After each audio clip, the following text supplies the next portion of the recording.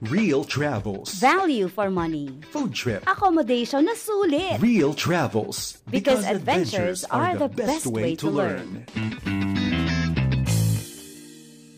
Hey guys, welcome to Real Travels, a travel and adventure show powered by FEBC in collaboration with Shutterlight Digital. This is Shaira De La Peña, your travel host and buddy, and today we are going to continue the place na pinuntahan natin last episode, which is the Blue Waters, Dubai. So guys, we're gonna explore this place more kasi I want to show you guys this amazing place na you can go for free na naman dito sa Dubai. And what's special about Blue Waters, guys, is that it's a man-made island located by the Jumeirah Beach Residences. It's 400 meters or 1,300 feet off the Jumeirah Beach. Super laki niya, and it's so amazing kasi dito nila na-build yung kanilang vision of creating an artificial island. They built it years ago and it officially opened noong 2013. It's a destination for entertainment, food, and shopping, and napakagandang views of the coastline of Dubai. It has more than 200 stores you can explore. So, samahan nyo ko guys in the night where I explored Blue Waters Island in Dubai. One thing that you can do dito sa Blue Waters is actually ride their big Ferris wheel. And guys, you know, it's so big. Actually, na-appreciate ko yung laki niya because it reminded me of noong 2019. Nung pumunta kami sa Las Vegas, it reminded me of the High Roller, yung malaking Ferris wheel doon sa Las Vegas. And doon sa Las Vegas, kasi it can fit around 10 to 20 people. Pwede sila mag-party, pwede sila mag-event doon. Pero dito pala, dito sa Blue Waters na Ferris wheel, it can fit up to 40 people. So, imagine nyo yun, guys. Pwede kayo mag-conference sa loob sa sobrang laki per capsule dito sa Ferris wheel ng Blue Waters. And per ikot ng Ferris wheel is around the duration of 1 hour. So, yun, guys. Talaga masusulit nyo yung pag-ikot. Hindi siya yung parang Ferris wheel na mabilisan. You know, masusulit nyo yung payment nyo, yung bayad nyo dito. And if madami kayo sa angkan nyo, sa family nyo na travel dito sa Dubai, kasyang-kasya kayo sa isang capsule. No need to divide yourselves into different capsules kasi kasya buong barangay sa loob ng capsule, guys. 40 pa naman. And ang maganda dito, guys, Blue Waters is a really large complex by the water. Syempre, by the Blue Waters, no, guys? And ang tapat nitong Ferris wheel nito is actually para siyang mall. So, it's called The Wharf. You can shop, dine, you can drink coffee here, and you know, just chill talaga. And ang maganda dito kapag mga hindi masyadong peak na hours, hindi naman ganun ka-crowded dito sa Blue Water. So tara, mag-explore pa tayo ng places dito. We are here dito sa kabilang edge naman ng Blue Waters. It's really nice kasi makikita mo up close yung mga buildings, and it reminds me of Hong Kong's Victoria Harbor talaga.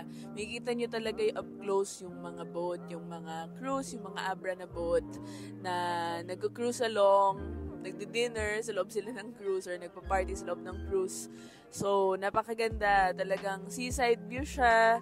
And kitang-kita mo din yung mga maliliit na mall just across the bay. And yun, natutuwa ka talaga dito because it's another free place that you can go dito sa Dubai with a very beautiful city side na sea view. What I like about Blue Waters is that it's a very vibrant place kasi pag akyat mo pa lang talaga, kasi from parking aakyat ka eh. Kasi nga, man-made island. So, pag akyat mo dito sa ground level ng Blue Waters, it's really nice kasi madami ka nang ganap na makikita. May mga maliliit na train for kids. Tapos dito may mga madadaanan kang mga nagpa-busking actually. So, ang galing din, may busking culture dito sa Blue Waters. Kanina may tumutugtog ng parang -1. Tapos ngayon naman may tumutugtog ng parang napaka-traditional na instrument. So, it's really nice kasi parang, may live music dito sa Blue Waters, and talagang madami kang makikitang tao na nanonood lang. So, minsan din pala may mga live shows sila and other entertainment acts dito. All for free. So, yun guys, ang Blue Waters, napaka-sulit na place na puntahan. Pag-akyat pa lang namin dito sa ground level ng Blue Waters, ang ganda because it's actually an open area na complex, and yung design ng Blue Waters is actually filled with these kind of architecture, which is yung mga pods na parang nakatayo, pataas, ayan, na inverted, which greatly reminds me of the Marina Bay Sands sa Singapore. Kasi very kind of similar siya dun sa design. So, ang galing lang kasi parang maganda siya tingnan. Hindi ko lang alam kung either solar-powered ba to or signal or wifi nila. I'm not sure. Pero one thing's for sure is that maganda siya tingnan. Ayan guys, so that's a close-up of the city view dito sa may Blue Waters. It's really nice kasi up close yung mga buildings makikita mo. Especially ito, napaka-eye-catching nitong building na to. Ang ganda ng architecture kasi meron siyang parang butas sa gitna. O diba? Saan kayo nakahanap ng building na parang rectangle na donut? Dito lang sa Dubai. Sobrang ganda guys. Especially din pala at night. Kasi kitang-kita mo yung mga city lights. And pwede ka mag-yacht.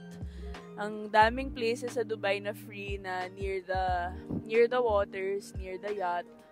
Kaya yun guys, i-add nyo to sa bucket list nyo when you go to Dubai. Medyo nakaakyat na kami dito sa bandang second level ng Blue Waters. It's really nice kasi makikita mo from a bird's eye view. Super nakaka-relax and they have a restaurant din na mga pods yung parang papasok ka sa loob ng pods. Parang papasok ka lang sa loob ng capsule ng Ferris wheel. Nakakatuwa. Nako guys, if only nandito kayo with me right now, ma-appreciate nyo talaga yung napakagandang view. Nakakawala ng pagod yung peg sa sobrang nakaka-relax ng view. Ganda maglakad pala dito sa Blue Waters because meron silang napakahabang bridge na pwede kang maglakad-lakad lang or magbike. And medyo mahaba yung bridge guys. Pero sulit naman kasi yung end of this bridge is parang beachfront naman yung peg. Beachfront walk.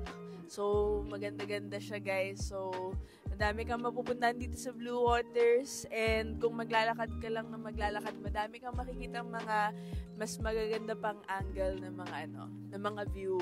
Ito palang bridge na to, it's called the Blue Waters Pedestrian Bridge. So, it spans for around 77 meters long.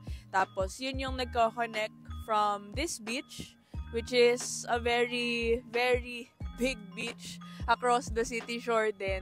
Tapos yung kabila, which is the Blue Waters, yun yung connection between the two places, itong pedestrian bridge na to. And when we went here, guys, it's so nice because itong beach na to, it's actually a free beach din pala. So, it's a free public beach. And if you can see, medyo gabi nga lang, pero ganda din mag-chill dito kapag gabi, no? Wala masyadong tao. But just to show you guys, meron siyang mga chairs where you can lounge around, and kapag hapon naman, 'di ba, you can open the umbrellas, tapos mag-chill lang din talaga kayo dito sa beach na to. It's so nice. And parang pag pumunta ka sa Blue Waters, dapat magdala ka na din nata ng swimsuit tsaka swimming wear kasi pwede ka na din pala mag-beach, 'di ba? After mong maglakad-lakad from the Ferris wheel. Sobrang ganda dito guys sa may JBR Residences na beachfront. It's really nice. Tsaka dami ding mga tao. Pero nakaka-relax yung vibes. Ayan guys, meron silang ino-offer na jet ski kapag gusto mo mag-jet ski around the sea. And meron silang ino-offer, ito yung bago guys, na pwede kang mag-kotse over the sea, o diba? So parang jet ski yung engine niya, pero mukha siyang kotse. So imagine nyo kapag gusto nyo mag-drive along the sea, pwede. Wala imposible sa Dubai guys, kahit kotse pwedeng mag-drive sa ocean. And ang maganda din dito guys, sa malayong view, makikita mo yung mga patterns na ginagawa ng Ferris wheel. Like, tingnan nyo yan guys. So, gumagawa ng light patterns yung gitna ng Ferris wheel. So, makikita mo para siyang isang malaking ball na hin-hypnotize ka. Pero ang ganda talaga guys, especially nung New Year. This is one of the places na pinalabasan din nila ng madaming fireworks. Para ma-witness yung fireworks, actually this is the exact spot na makikita mo yung Blue Waters fireworks kapag New Year or mga holidays. Since nandito na tayo sa pinaka-end ng Jumeirah Beach Residences, they actually have a pavilion and another whole complex ng mga restaurants, coffee shops, and other shops, guys. So, pwede kayo mag-shopping at kumain. Actually, nakakatuwa dito sa Blue Waters, tsaka sa Dubai in general, kasi kahit saang free place na pumunta ka, kahit saang klaseng complex, sobrang umaapaw ng different kinds of restaurants and shopping stores where you can just buy and eat and shop and dine. So yun guys, this is a strip just like the Marina Bay Walk. So lakad tayo guys para makita nyo yung view. I just want to walk you guys through kung ano yung mga nakikita ko dito. Walang halong crazy editing. It's just really showing you the real part of Dubai, unfiltered. Ito talaga siya. Minsan madaming tao, minsan wala masyadong tao. And talagang it's up to you when you come here to Dubai if ma-appreciate mo siya. But for me, as a person na mas na-enjoy ko yung mga city views, talagang enjoy ko talaga yung Dubai. Kasi city girl ako talagang mas na-appreciate ko yung mga buildings, yung mga city views, tsaka yung mga gantong mga free places lang, sobrang sulit na for me. Kakawalk po namin, talaga namang nakakagutom yung The Walk. So, ito, naghanap kami ng kainan right now. So, meron pala ditong lagusan papasok sa loob na hindi lang naman puro kainan dito sa pavilion, dito sa the beach. They actually have, ito, nakikita ko right now, meron silang parang mini perya. Actually, may mini perya sila dito kapag pumasok ka sa The Walk. Perfect for family, for kids, for your children, kasi madaming mga maliliit na perya na games. Ayan.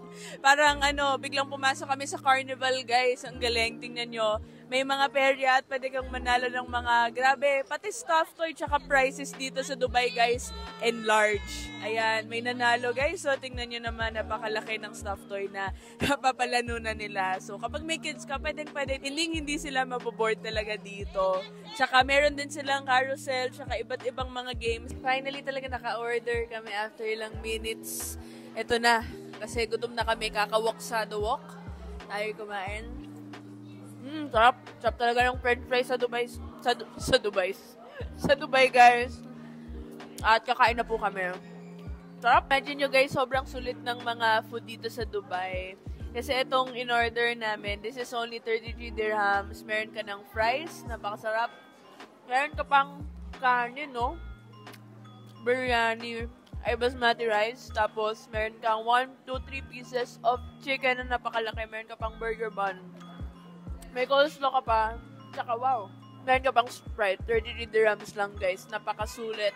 Tsaka talagang nakakabusog. Good for 2, good for 3, good for 4. Sobrang laki ng food nila dito. Kaya, grabe ang sarap. Tikman natin.